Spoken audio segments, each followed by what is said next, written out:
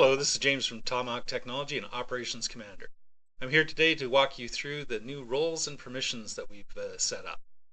You'll notice here I'm logged in as primary administrator. As primary administrator, I have some limited functionality that I can access.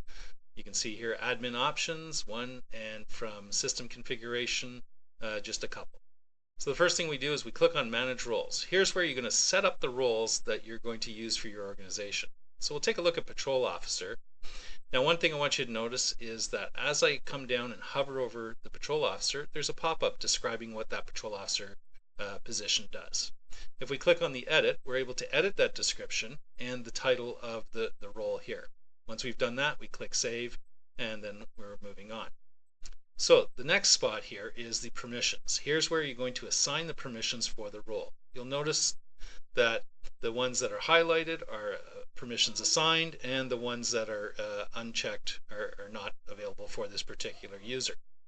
So now we're going to move along, and we'll notice that the tabs at the top mimic what's going on for the rest, and we'll be able to set up the different permissions for each. Now you'll notice that there's no violations for this particular one, and if we wanted to add them, we just click on that, and then we'd go down to save permissions. Now we'll have a look at the appeals officer, because the appeals officer has similar permissions, however, permissions that the patrol officer doesn't have. So some of the basic ones here. Let's go over to the violations. We see here that the appeals officer can grant violation appeals, view appeals. So when you need to have a person take care of appeals and a person take care of patrol, you can assign the role to individuals.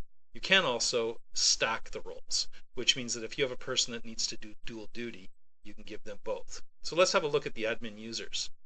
So on admin users, you can either enter a new one or you can edit an existing. So we're going to go to the patrol officer again. And one thing I want you to notice is that the demo patrol name and the email address, you're going to want to use the actual person's name and their email address. So this is where you're assigning a role to a person. Once you've done it, you just click on update the role, update the user, sorry, and then it's done. One thing to keep in mind, you want to activate the account to allow the system login. So checking that, updating the user. Now if we look at a different user, let's see, we could look at the demo counter person. Where is that? Oh yeah, right here at the top. Okay, so demo counter person, this person is doing dual duty. They're doing counter admin plus financial admin. So they've got some extra abilities because this is, you only have the one person there. Demo parking manager, same idea. You're stacking the roles and assigning different roles to that person. After you've done all your updates that you need to do, then you save it and you log out. Now, I've logged back in as the office administrator here, and you can see as office administrator, I have a lot more functionality up here because I've given myself a lot more roles.